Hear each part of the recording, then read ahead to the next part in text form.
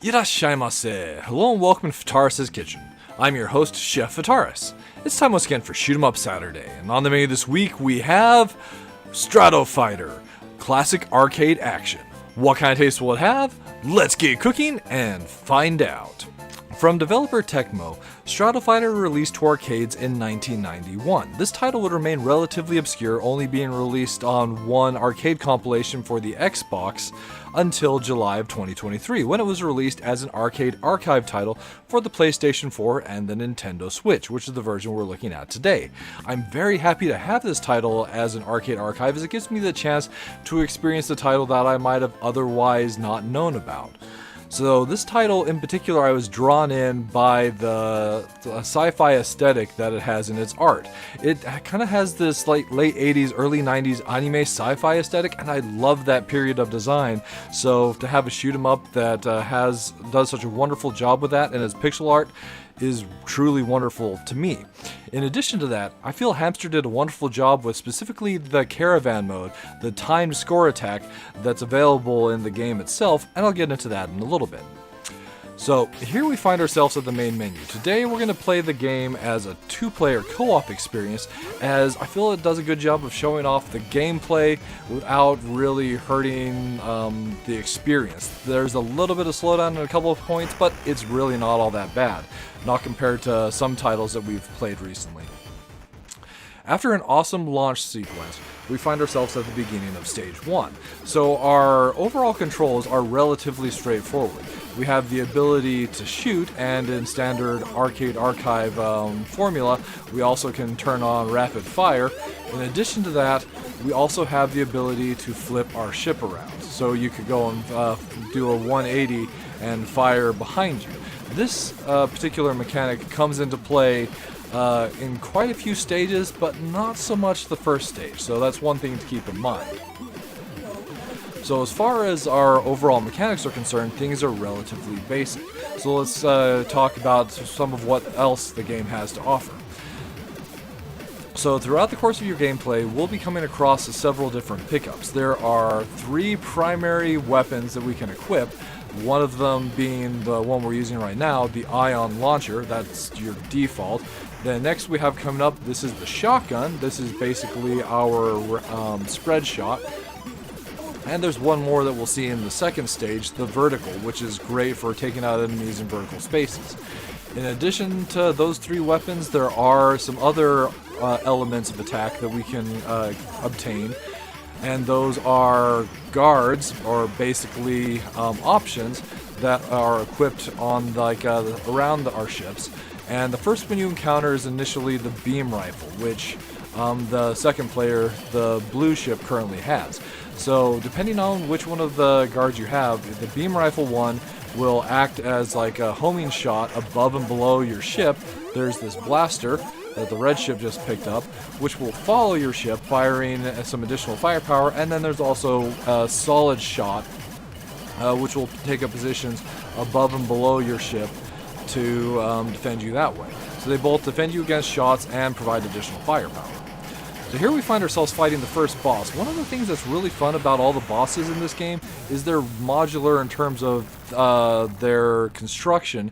So there's parts you can go and blow off, but ultimately we're trying to destroy the core itself.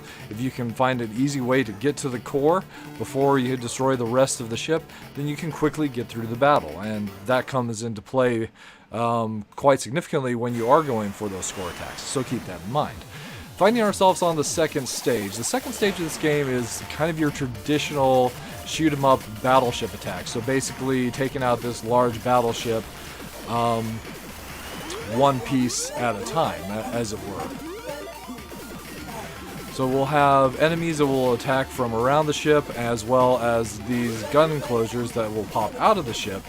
And the game knows that we're going to have enemies coming from all over. So this is where we're introduced to the power-up, the vertical. The vertical fires a wave shot forward, as well as a wave shot down and above, providing great coverage for several of the stages throughout the gameplay itself. we continue to see all these enemies and guns pop out, and this gives me a chance to talk about some of the other power-ups that the game has. So here we find ourselves with a couple shield E's, shield energy. If you power up enough shield E's, basically if you collect 3 of them, you'll be given a shield that will protect you from 3 enemy shots. Unfortunately, once you have that shield active, it's not possible to start charging another one until the shield is gone, so you'll have to be careful in that sort of a situation that you're not losing your shield at a disadvantageous time. Really, just having a shield at all is definitely like a great help. And there's one last power-up that I haven't talked about, and that's the speed up. So your initial speed is very, very slow.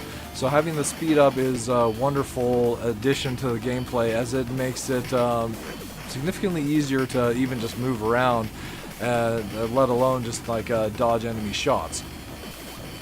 Unfortunately, one big problem the game does have is when you die, you lose all the power-ups you have, save for starting at level 1 with the weapon you currently had equipped. So should you have the vertical, for example, you would start at level 1 vertical,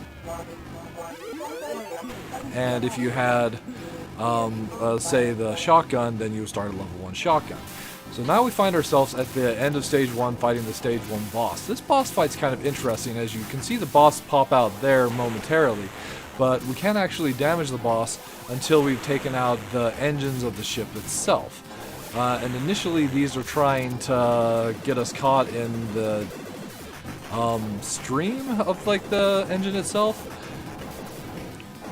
So with rapid fire on, one technique you can do is you can kind of sneak up close to the engine, get in there quickly, and try and deal as much damage as rapidly as possible. But one problem you'll run into that is, well, there's timing, and if you're not careful, you will get caught in the blast. So this enemy here is a wonderful example of how you would use the turn mechanic in the game, as it'll go and be on the left side of the screen and the front side of the screen, and ultimately we have to blow all the shields up around the core to attack the core. Once the core is available, enough shots, and bam, that's the enemy down, and really that's the gameplay that we'll see throughout Strato Fighter. So as far as the minus flavor is concerned here, my biggest problem with the game itself is that there's no complex scoring. So if you're consistent, your score is basically going to be the same just about every time you play. Then that kind of hurts it a little bit from a score attack standpoint, outside of the caravan mode that I was talking about. There are some ways that they could have dealt with that, but where we're talking a title that was developed over 30 years ago, there's not a whole lot that they could do to go back and repair some of those oversights. But is something that I would note, is that the scoring itself is just your basic. Each enemy is worth a set amount of points, and you get a bonus for completing the stages. So if you're looking for a high score run, ultimately the best way to do it is just to stay alive even longer, and bam, there you go.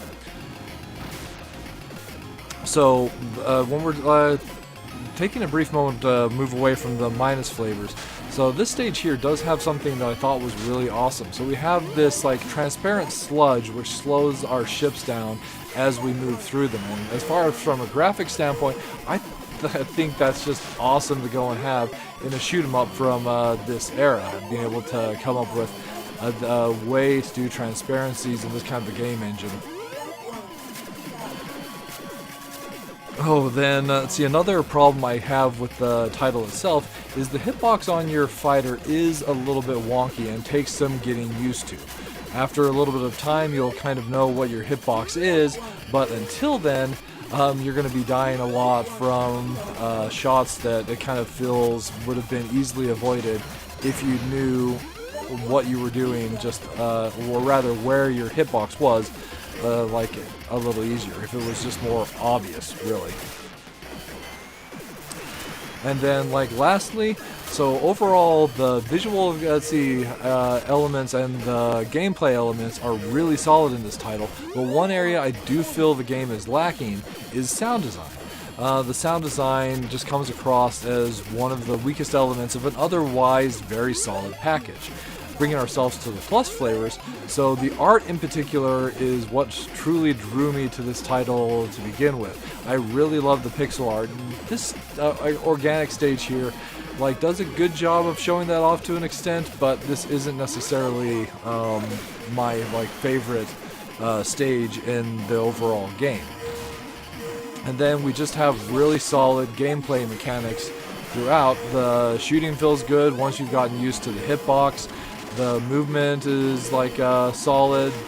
The boss fights are like just quick and serve to take you to the next area. And we also have a second loop, which really increases the difficulty of the game itself, and ultimately comes into play in a significant way in the caravan mode that I was mentioning. So what I was talking about there is, in the caravan mode, you actually have two caravan modes you can play this game in. One is starting on the first stage in the first loop for 5 minutes, and the second one starts you powered up on the sixth stage, so basically the final stage, on the second loop, giving you a chance to experience the second loop without having to play through the rest of the game. And I thought that was a really neat feature for the game to have. And that about wraps it up for Strato Fighter, served up for your enjoyment.